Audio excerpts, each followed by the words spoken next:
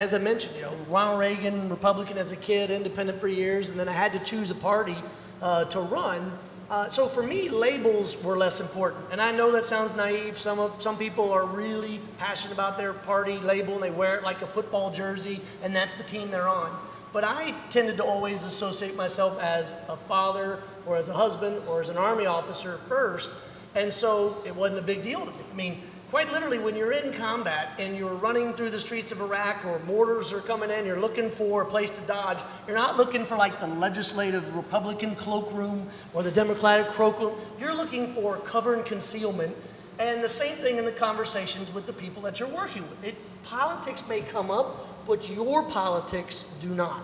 I don't know if I make sense with that. We talk about the race for the presidency, but it's less about our own personal beliefs. And so in business, I mean, when you're hiring people, it is quite literally, are you willing to work hard? Are you willing to be a part of a team?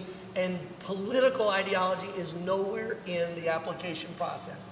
And so that you can imagine now why I was so shocked when I got into my run that it was the first thing people cared about. Or when I was in Bandera County, a guy would raise his hand after hearing me talk and says, "Now, young man, are you sure you're in the right party?" And I'm like, now wait a minute. Service to country in the Army has nothing to do with Republican or Democrat. Service in business, growing the Texas economy, creating jobs, has nothing to do with political party. Quit acting like one party is allowed to wrap themselves in the flag or to wrap themselves in Wall Street and claim that they're good for that sector. And it took me 18 months, almost 2 years, to try to make that point. Came really close to making it, but that's what we're trying to do with US Tomorrow. To hold forums, to work with existing partners.